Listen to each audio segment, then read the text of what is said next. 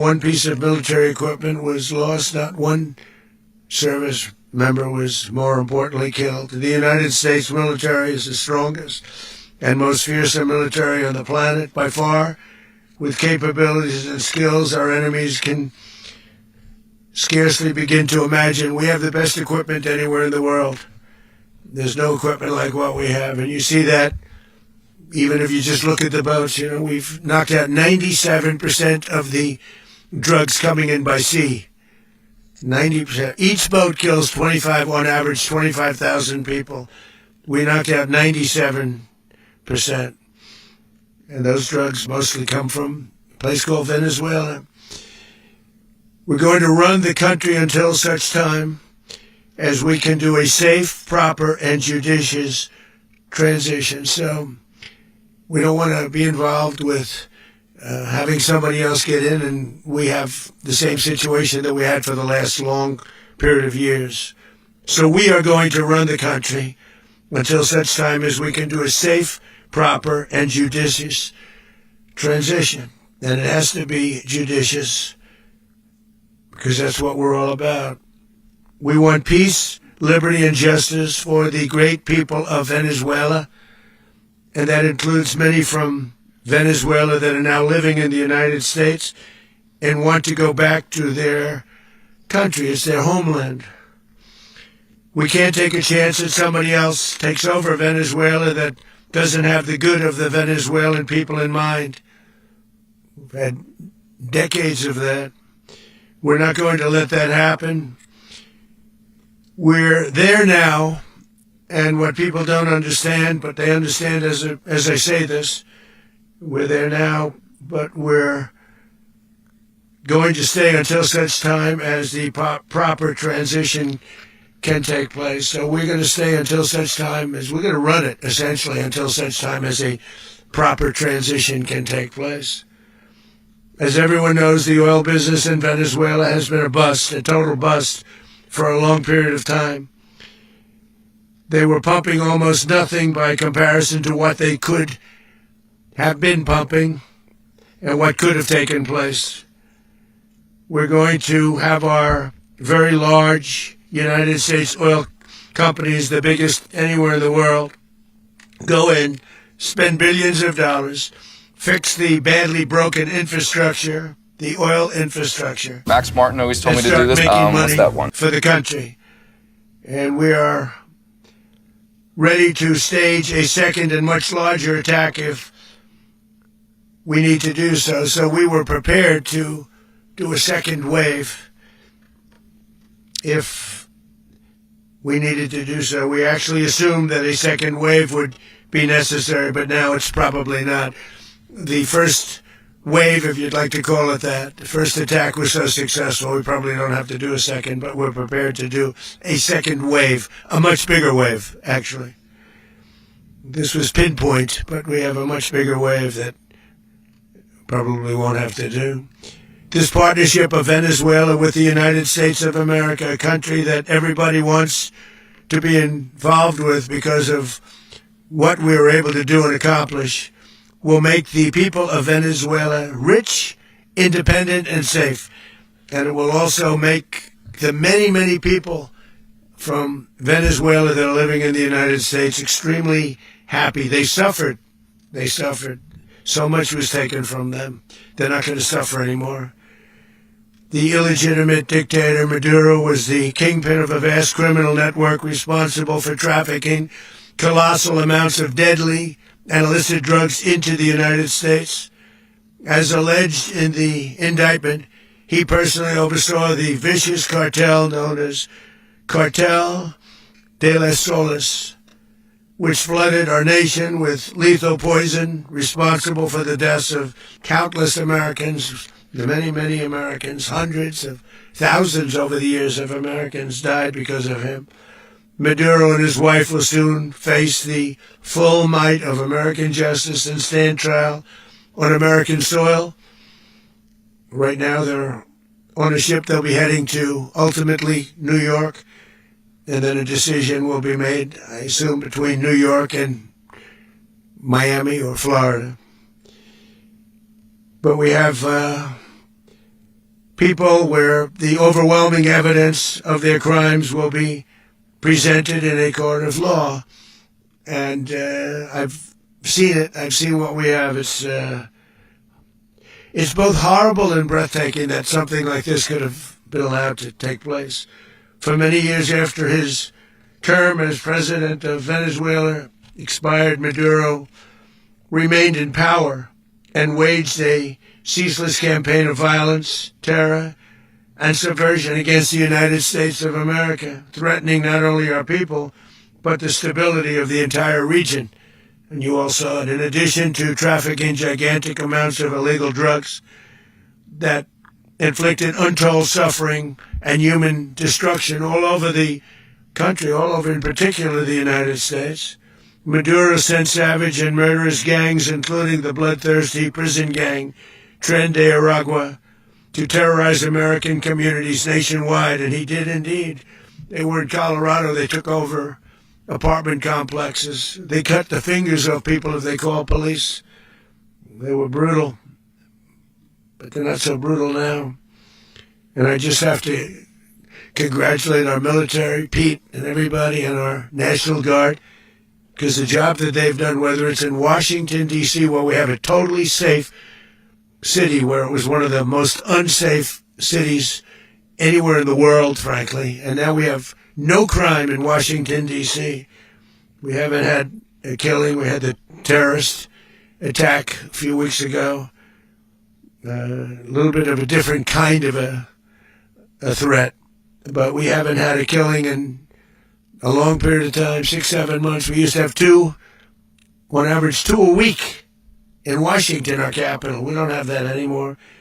The restaurants are opening. Everyone's happy. They're walking their daughters. They're walking their children, their wives. They walk to restaurants. Restaurants are opening all over Washington, D.C.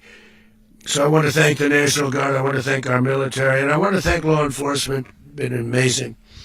And they should do it with more cities. We're doing it, as you know, and we're doing it in Memphis, Tennessee right now, and crime is down. We've just sort of started a few weeks ago, but crime is down now 77%. And the governor of Louisiana called, great person, and he wanted us to help him, as you know, in a certain very nice part of Louisiana. And we have done that. And it was a rough section, and we have crime down. I understand it's down to almost nothing already after 2.5 weeks. New Orleans, it's down to almost nothing, and we've only been there for 2.5 weeks. Can't imagine why governors wouldn't want us to help. We also helped, as you know, in Chicago, and crime went down a little bit there. We did a very small help because we had no working ability with the governor. The governor was a disaster, and the mayor was a disaster, but it knocked down crime. But we're pulling out of there. When they need us, we'll know. You'll know. You'll be writing about it. And likewise, Los Angeles, where we saved Los Angeles early on, where the head of the police department made a statement that if the federal government didn't come in, we would have lost Los Angeles. That's long after the fires. That's when they had the riots in Los Angeles. We did a great job. Got no credit for it whatsoever, but that's okay. It doesn't matter. We don't need the credit. But we'll be pulling out when they need us. They'll call, or we'll go back if we have to. We'll go back. But we did a great job in various cities. But the place that we're very proud of is Washington, D.C., because it's our nation's capital. We took it from being a crime-ridden mess to being one of the safest cities in the country. But the gangs that they sent raped, tortured, and murdered American women and children. They were in all of the cities I mentioned, Tren de Aragua. And they were sent by Maduro to terrorize our people, and now Maduro will never again be able to threaten an American citizen or anybody from Venezuela. There will no longer be threats. For years I've highlighted the stories of those innocent Americans whose lives were so heartlessly robbed by this Venezuelan terrorist organization. Really one of the worst. One of the worst, they say the worst. Americans like 12-year-old Jocelyn Nungari from Houston. Beautiful Jocelyn Nungari, what happened to her? They, as you know, they kidnapped, assaulted, and murdered by Tren de Aragua animals. They murdered Jocelyn and left her dead under the bridge. There was a bridge that will never be the same to so many people after seeing what happened. As I've said many times, the Maduro regime emptied out their prisons, sent their worst and most violent monsters into the United States to steal American lives. And they came from mental institutions and insane asylums. They came from prisons and jails. The reason I say both, they sound similar. Actually, prisons a little bit more hostile, a little bit tougher. A mental institution isn't as tough as an insane asylum, but we got them both. They sent from their mental institutions. They sent from their jails, prisons. They were drug dealers. They were drug kingpins. They sent everybody bad into the United States. But no longer. And we have now a border where nobody gets through. In addition, Venezuela unilaterally seized and stole American oil, American assets, and American platforms, costing us billions and billions of dollars. They did this a while ago, but we never had a president that did anything about it. They took all of our property. It was our property. We built it. And we never had a president that decided to do anything about it. Instead, they fought wars that were 10,000 miles away. We built Venezuela oil industry with American talent, drive, and skill, and the socialist regime stole it from us during those previous administrations, and they stole it through force. This constituted one of the largest thefts of American property in the history of our country. Considered the largest theft of property in the history of our country. Massive oil infrastructure was taken like we were babies, and we didn't do anything about it. I would have done something about it. America will never allow foreign powers to rob our people or drive us back into and out of our own hemisphere. That's what they did. Furthermore, under the now deposed dictator Maduro, Venezuela was increasingly hosting foreign adversaries in our region and acquiring menacing offensive weapons that could threaten U.S. interests and lives. And they used those weapons last night. Potentially in league with the cartels operating along our border. All of these actions were in gross violation of the core principles of American foreign policy, dating back more than 2 centuries, and not anymore. All the way back, it dated to the Monroe Doctrines, and the Monroe Doctrine is a big deal, but we've superseded it by a lot, by a real lot. They now call it the Monroe Document. I don't know. It's Monroe Doctrine. We sort of forgot about it. It was very important, but we forgot about it. We don't forget about it anymore. Under our new national security strategy, American dominance in the Western Hemisphere will never be questioned again. Won't happen. So just in concluding, for decades, other administrations have neglected or even contributed to these growing security threats in the Western Hemisphere. Under the Trump administration, we are reasserting American power in a very powerful way in our home region. And our home region is very different than it was just a short while ago. The future will be, and we did this in my first term. We had great dominance in my first term, and we have far greater dominance right now. Everyone's coming back to us. The future will be determined by the ability to protect commerce and territory and resources that are core to national security. These are core to our national security.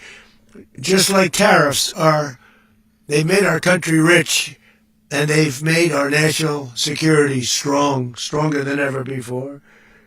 But these are the iron laws that have always determined global power, and we're going to keep it that way. We will secure our borders, we will stop the terrorists, we will crash the cartels, and we will defend our citizens against all threats, foreign and domestic.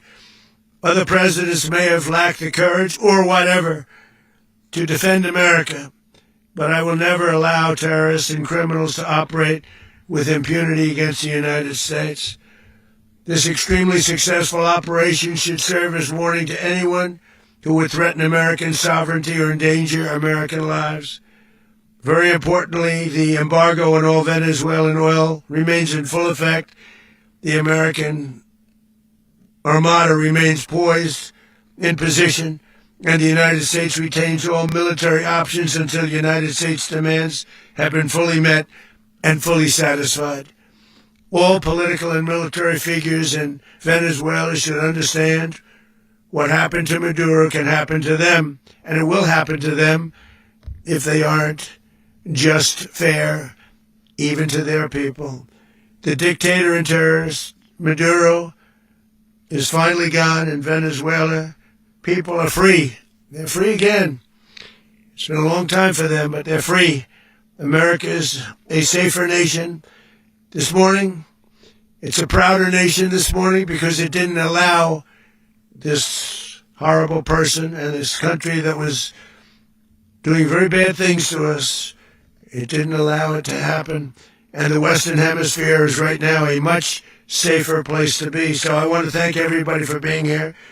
I want to thank General Raisin Kane. He's a fantastic man. I've worked with a lot of generals. I worked with some I didn't like. I worked with some I didn't respect. I worked with some that just weren't good. But this guy is fantastic. I watched last night one of the most precise attacks on sovereignty. I mean, it was an attack for justice. And I'm very proud of him, and I'm very proud of our Secretary of War, Pete Hegseth, who I'm going to ask to say a few words. Thank you very much.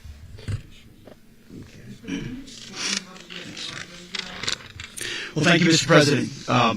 Finally, a commander-in-chief the world respects and the American people deserve. And as the President said, words can barely capture the bravery and the power and the precision of this historic operation. A massive joint military and law enforcement raid flawlessly executed by the greatest Americans our country has to offer.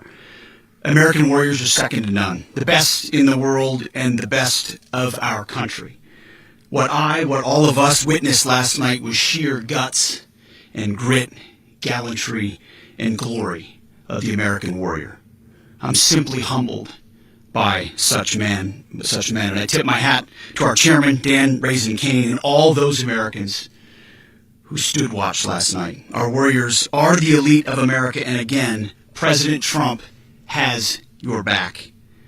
No other country on planet Earth, and it's not even close, could pull this kind of operation off. And no other president has ever shown this kind of leadership, courage, and resolve. The most powerful combination the world has ever seen. As the President said, our adversaries remain on notice. America can project our will anywhere, anytime. The coordination, the stealth, the lethality, the precision, the very long arm of American justice, all on full display in the middle of the night. Nicolas Maduro had his chance, just like Iran had their chance, until they didn't and until he didn't. He effed around, and he found out. President Trump is deadly serious about stopping the flow of gangs and violence to our country.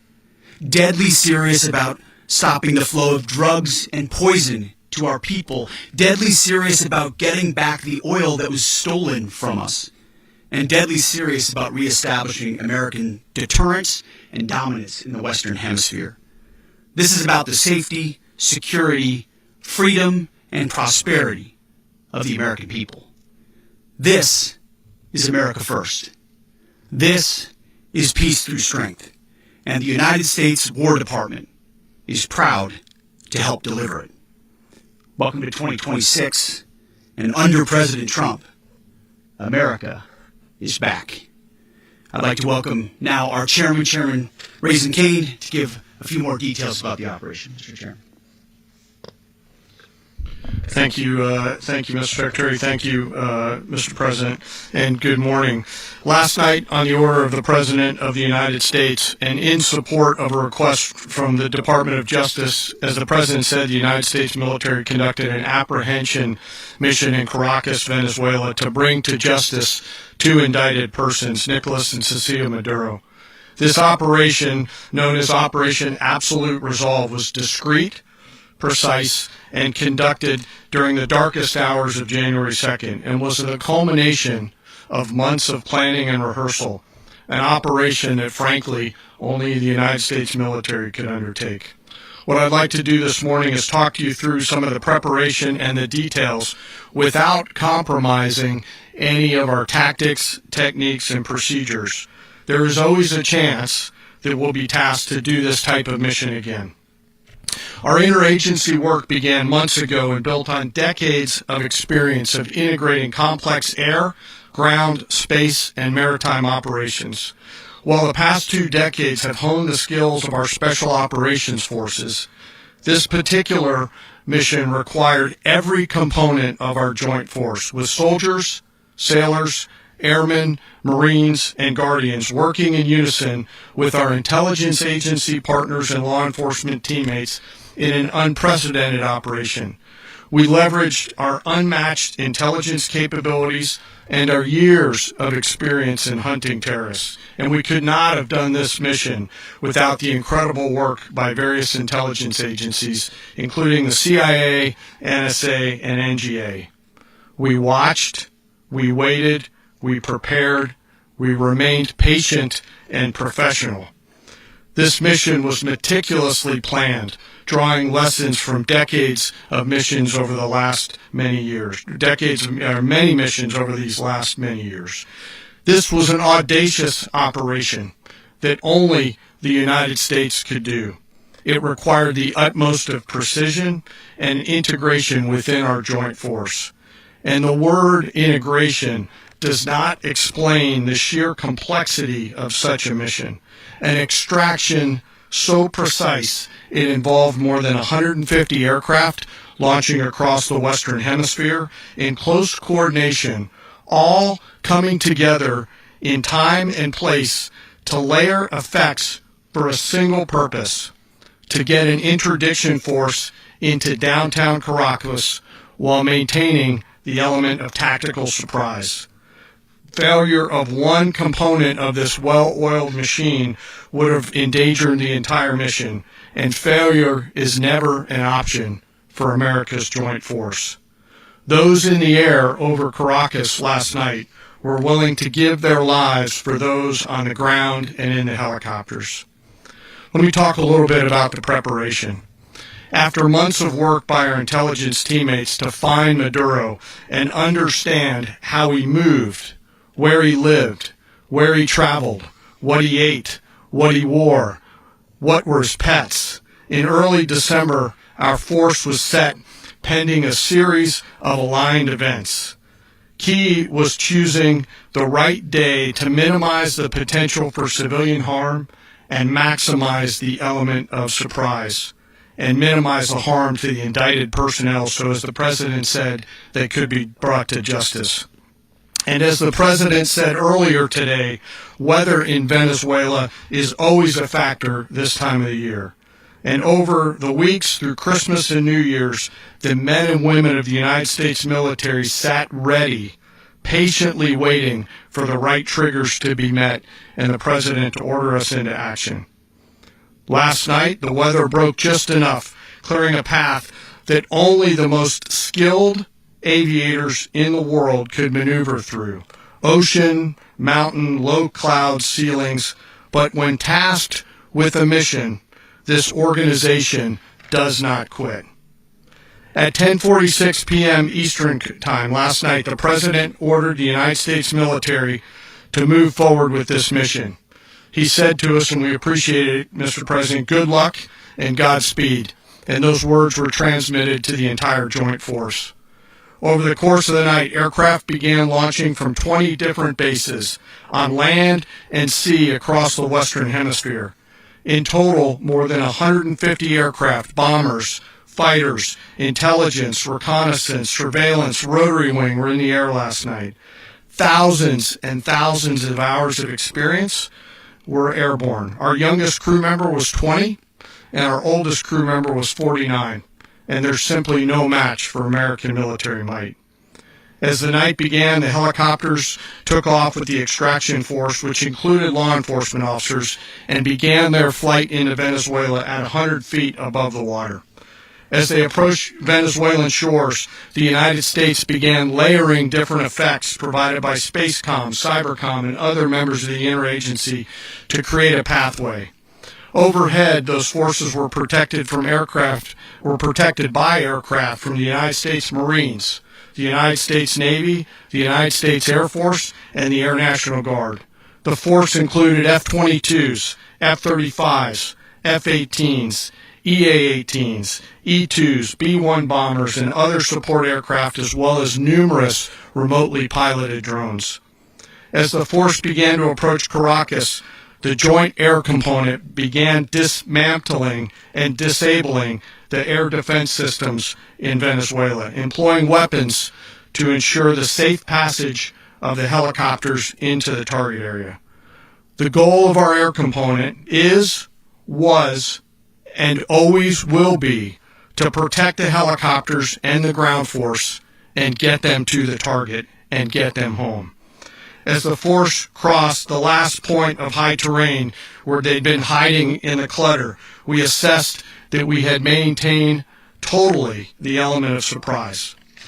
As the helicopter force ingressed towards the objective at low level, we arrived at Maduro's compound at 1:01 a.m. Eastern Standard Time, or 2:01 a.m. Caracas local time, and the apprehension force descended into Maduro's compound and moved with speed, precision, and discipline towards their objective, and isolated the area to ensure the safety and security of the ground force while apprehending the indicted persons.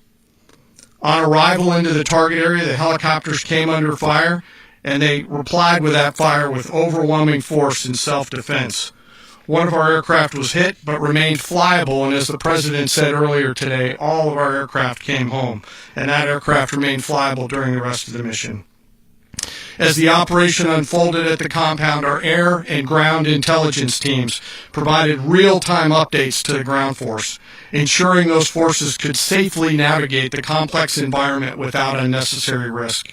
The force remained protected by overhead tactical aviation. Maduro and his wife, both indicted, gave up and were taken into custody by the Department of Justice, assisted by our incredible U.S. military with professionalism and precision, with no loss of U.S. life. After securing the indicted persons, the force began to prep for departure. Helicopters were called in to exfiltrate the extraction force, while fighter aircraft and remotely piloted aircraft provided overhead coverage and suppressive fire. There were multiple self-defense engagements as the force began to withdraw out of Venezuela. The force successfully exfiltrated and returned to their afloat launch bases, and the force was over the water at 3:29 a.m. Eastern Standard Time with indicted persons on board. And both Maduro and his wife were embarked aboard the USS Iwo Jima. In closing, what we've witnessed today is a powerful demonstration of America's joint force. We think, we develop, we train, we rehearse, we debrief, we rehearse again and again, not to get it right, but to ensure that we cannot get it wrong. Our jobs are to integrate combat powers so when the order comes, we can deliver overwhelming force at the time and the place of our choosing against any foe anywhere in the world. I am immensely proud today of our joint force and filled with gratitude to represent them here today. There is simply no mission too difficult for these incredible professionals and the families that stand by them and support them. As we stand here this morning, our forces remain in the region at a high state of readiness, prepared to project power, defend themselves, and our interests in the region. This operation is a testament to the dedication and unwavering commitment to justice and our resolve to hold accountable those who threaten peace and stability. In closing, I want to express my heartfelt gratitude to the brave men and women who executed this mission.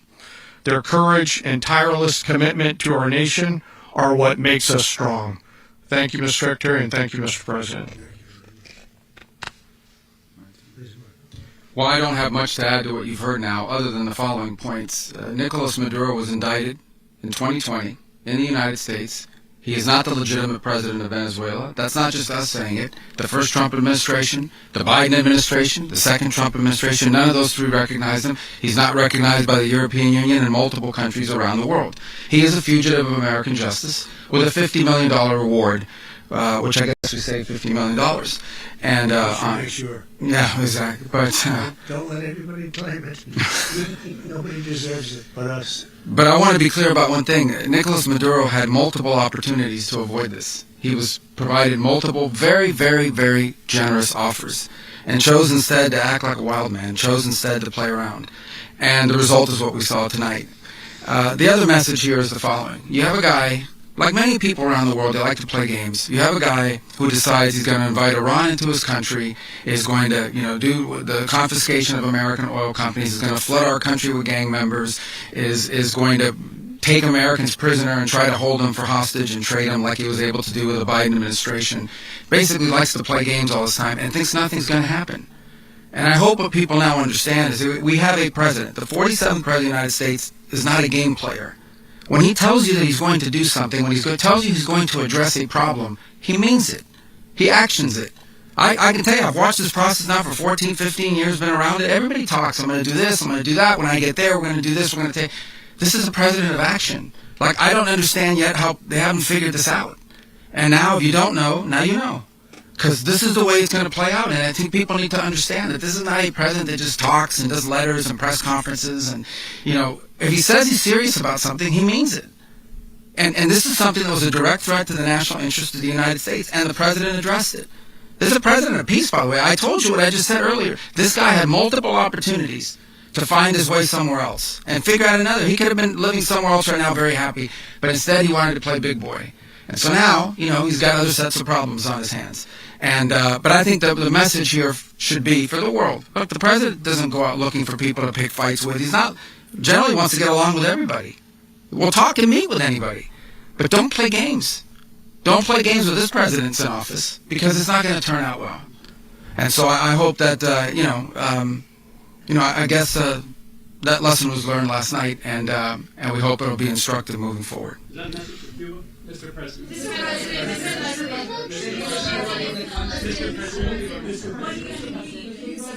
Please. Well, we're going to be running it with a group, and we're going to make sure it's run properly. We're going to rebuild the oil infrastructure, which will cost billions of dollars. It'll be paid for by the oil companies directly. They will be reimbursed for what they're doing, but it's going to be paid. And we're going to get the oil flowing the way it should be. As you know, it was just a minor flow. It was actually a minor flow for what they have. But we're going to run it properly, and we're going to make sure the people of Venezuela are taken care of. We're going to make sure the people that were forced out of Venezuela by this thug are also taken care of. Does the U.S. running the country mean that U.S. troops will be on the ground? How will that work? Well, they always say boots on the ground. So we're not afraid of boots on the ground if we have to have. We had boots on the ground last night at a very high level, actually. We're not afraid of it. We don't mind saying it.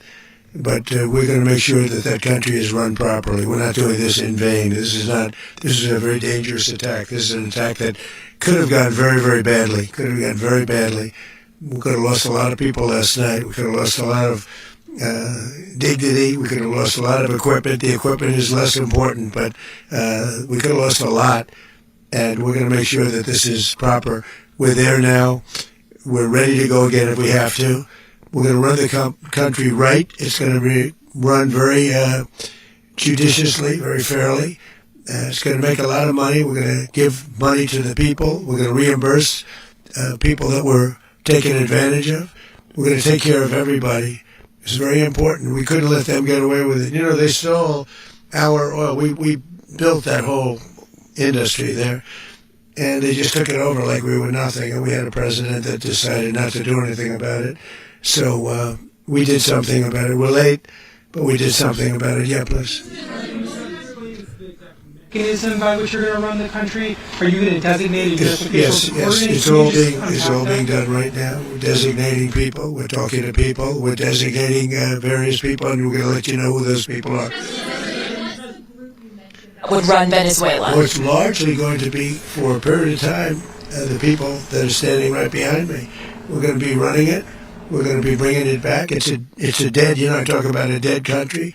A year and a half ago, we were a dead country. Now we're the hottest country anywhere in the world. We're a country doing better than any country anywhere in the world. And it required leadership. Venezuela has a lot of bad people in there, a lot of bad people that shouldn't be leading. We're not going to take a chance that one of those people take over for Maduro. So you can look at, and others, we have fantastic people, including people in the military. So we're going to have a group of people running it until such time as it can be put back on track, make a lot of money for the people, and give people a great way of life, and also reimbursement for people in our country that were forced out of Venezuela.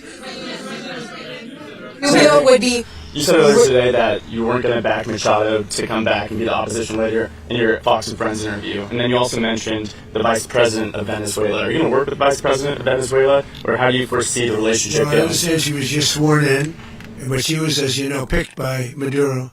So Marco's working on that directly. He just had a conversation with her, and she's essentially willing to do what we think is necessary to make Venezuela great again. Very simple. Mr. President, Colombian President Gustavo Petro, a couple weeks ago, he said he's got to watch his ass. And today, he said he's not concerned about anything happening to him in the aftermath of this operation. So, just what your message is about that? Well, he has cocaine mills. He has factories where he makes cocaine. And yeah, I think I stick by my first statement. He's making cocaine and they're sending it into the United States. So he does have to watch his ass. Mr. President, did you notify any members of Congress in advance? Marco, do you want to talk about that? Because you were involved in it. Sure. We call members of Congress immediately after. This was not the kind of mission that you can do congressional notification on. It was a trigger-based mission in which conditions had to be met night after night. We watched and monitored that for a number of days. So it's just simply not the kind of mission you can call people and say, hey, we may do this at some point in the next 15 days. But it's largely a law enforcement function. Remember, at the end of the day, at its core, this was an arrest of 2 indicted fugitives of American justice, and the Department of War supported the Department of Justice in that job. Now, there are broader policy implications here, but it's just not the kind of mission that you can pre-notify because it endangers the mission. Plus, if I could add one thing to that, Congress has a tendency to leak. This would not be good. If they leaked, General, I think it would have been maybe a very different result. But I have to say, they knew we were coming at some point, We had a lot of ships out there. They sort of knew we were coming. We went there. But Congress will leak, and we don't want leakers. People to watch this all play out live. What was Maduro doing when the U.S. forces entered what I assume would be his home? And also, was there any point where the U.S. was considering if Maduro pushed back or resisted killing Maduro? It could have happened. It could have happened. He was trying to get into a safe place. The safe place is all steel. And he wasn't able to make it to the door because our guys were so fast. They went through the opposition so fast. And there was a lot of opposition. People were wondering, did we get them by surprise? Sort of surprised, but they were waiting for something. It was a lot of opposition. There was a lot of gunfire. You saw some of it today.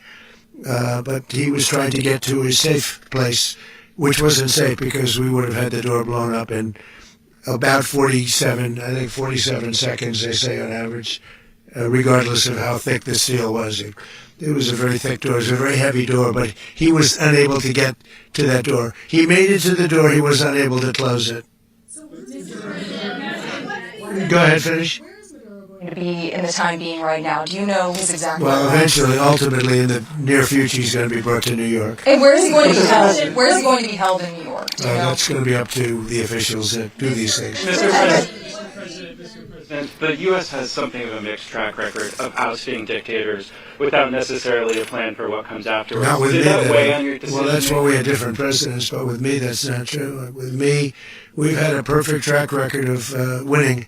We win a lot, and we win. If you look at Soleimani, you look at al-Baghdadi, you look at the Midnight Hammer. Midnight Hammer was incredible. Right now, you wouldn't have peace in the Middle East. We have essentially peace in the Middle East because of that. If we weren't successful with Midnight Hammer, you wouldn't have peace in the Middle East. So, with me, you've had a lot of victory. You've had only victories. You've had no losses. Yeah.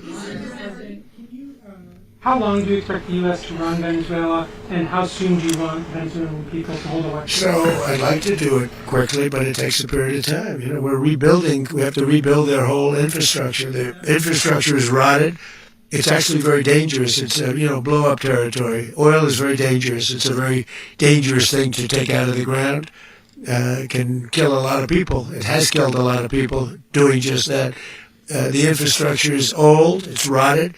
Much of it is stuff that we put there 25 years ago, and we're going to be replacing it, and we're going to take a lot of money out so that we can take care of the country. Yeah. Are you saying that Secretary Rubio and... Mr. President, China, Russia, and Iran have interests in Venezuela. How does this operation affect your relationships with them when Well, it comes in to terms oil of China drugs? and Russia, Russia, when we get things straightened out. But in terms of other countries that want oil, we're in the oil business. We're going to sell it to them. We're not going to say we're not going to get it. In other words, we'll be selling oil probably in much larger doses because they couldn't produce very much because their infrastructure was so bad. So we'll be selling large amounts of oil to other countries, many of whom are using it now, but I would say many more will come. Are you saying that, Mr. President, are you saying that... Mr. President, thank you. What is your message to the people of Venezuela today? Of course, the civilian population specifically, they have a lot of questions. What is your message to the people of Venezuela? That you're going to have peace, justice. You're going to have some of the riches that you should have had for a long period of time was stolen from you. But you're going to have peace and you're going to have safety. You're going to have justice. You're going to have a country. You're going to have a real country. You're going to have potentially a great country.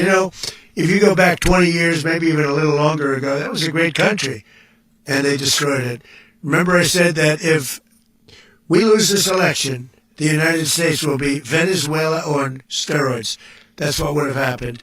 Had we lost the election, the 2024 election, we suffered so badly. When you look at the border from 2020, what they did, what Joe Biden administration did to our country should never be forgotten.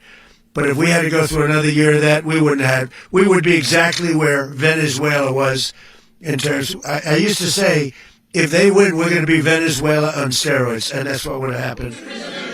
President, thank you. Are you saying that Secretary Hegseth and Rubio are going to be running Venezuela, and will you be sending in U.S. military troops to provide... There's going to be a team that's working with the people of Venezuela to make sure that we have Venezuela right. Because for us to just leave, who's going to take over? I mean, there is nobody to take over. You have a vice president who's been appointed by Maduro. And right now she's the vice president, and she's, I guess, the president. She was sworn as president just a little while ago. She had a long conversation with Marco, and she said, we'll do whatever you need. I think she was quite gracious, but she really doesn't have a choice. We're going to have this done right. We're not going to just do this with Maduro, then leave like everybody else, leave and say, let it go to hell. If we just left, it has zero chance of ever coming back. We'll run it properly. We'll run it professionally. We'll have the greatest oil companies in the world go in and invest billions and billions of dollars and take out money, use that money in Venezuela. And the biggest beneficiary are going to be the people of Venezuela. And also, I can't stress this strongly enough, the people that got thrown out of Venezuela that are now in the United States, and frankly, some want to stay and some probably want to go back, yeah. In the country, and were any of the detained Americans... Well, right now they're very protected because nobody's going to mess with us. They're very protected. The people, and we let them know that you better not touch one of them. Are you concerned that bad elements of the Maduro regime will remain in place? Well, we know who they are. We're on them. And they're acting much differently now than they would have acted 2 days ago. Okay, wait, behind you, please. Mr. President, why is running a country in South America America first? Well, I think it is because we want to surround ourselves with good neighbors. We want to surround ourselves with stability. We want to surround ourselves with energy. We have tremendous energy in that country. It's very important that we protect it. We need that for ourselves. We need that for the world. And we want to make sure we can protect it. Yes, sir. Please, go ahead. Yeah, is a message for Cuba and U.S. Canal? Well, Cuba's an interesting case. Cuba is, not doing very well right now. That system has not been a very good one for Cuba. The people there have suffered for many, many years. And I think Cuba is going to be something we'll end up talking about because Cuba is a failing nation right now, very badly failing nation. And we want to help the people. It's very similar in the sense that we want to help the people in Cuba, but we want to also help the people that were forced out of Cuba and living in this country. Do you want to say something about that, Marco, please?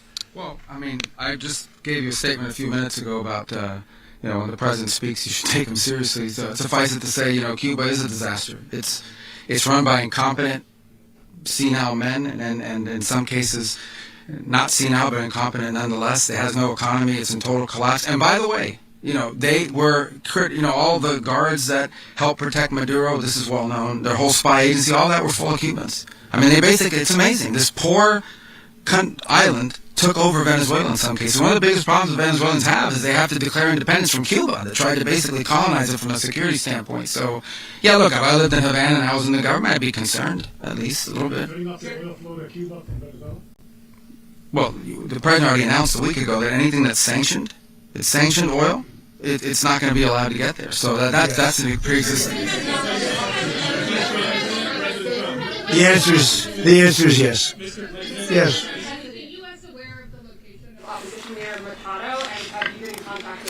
No, we haven't. No, we haven't.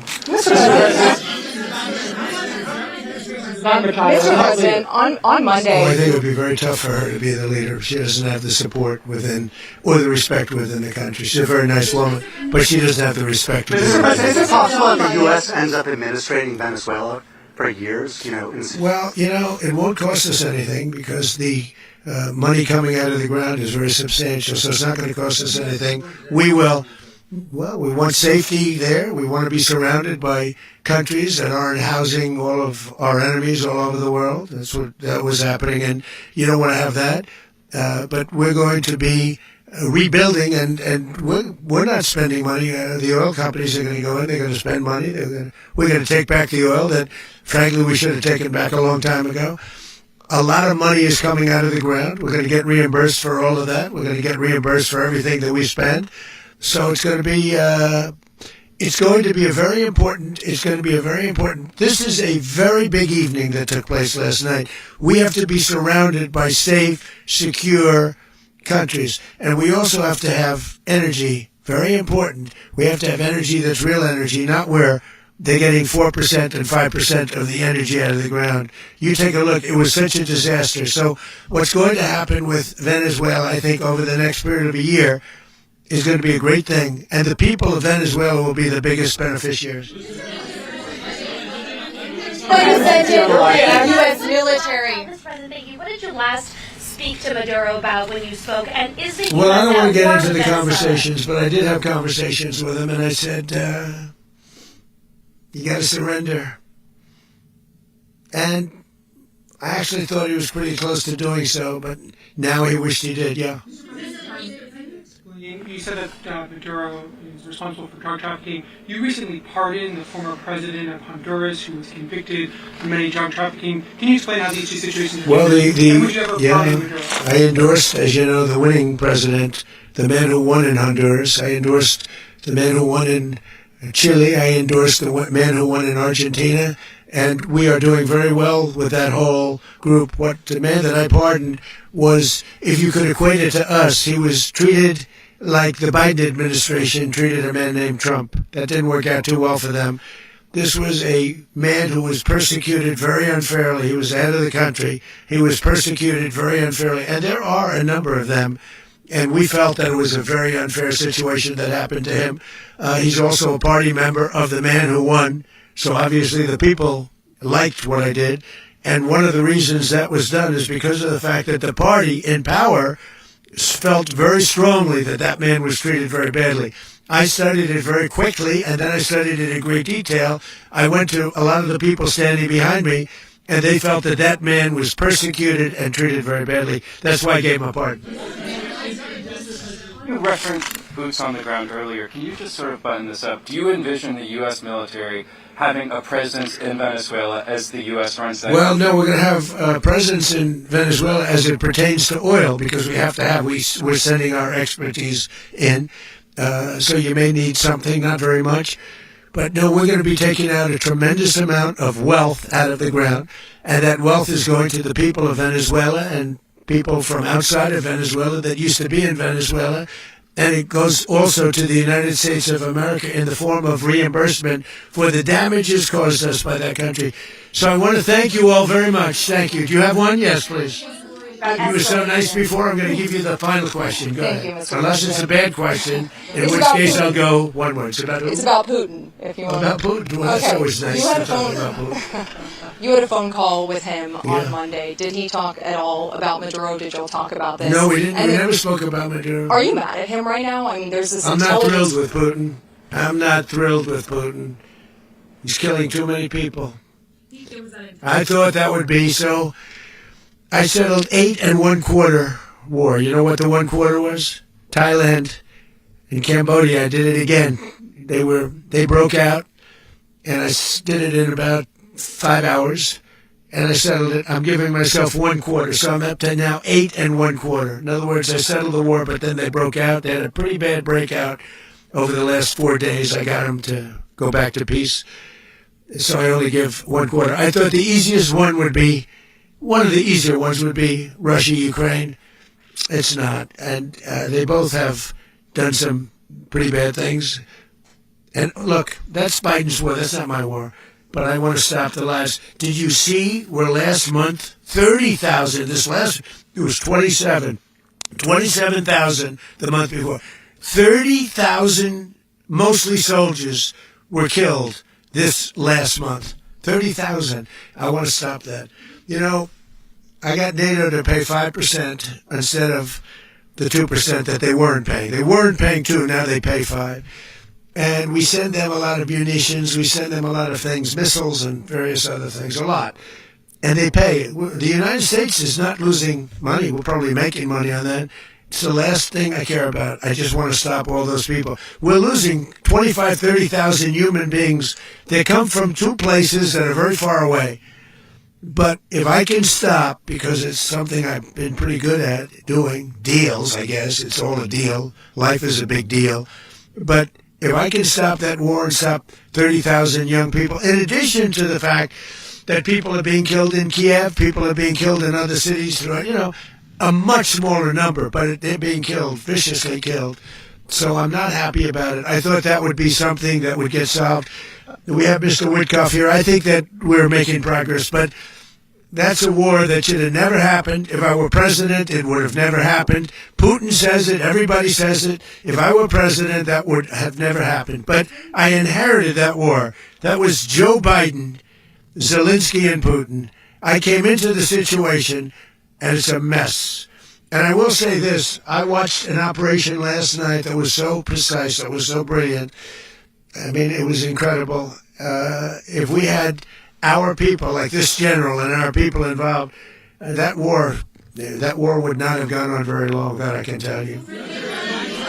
That war, to use an old term, that war has become a bloodbath, and we want it to get stopped. Thank you very much, everybody.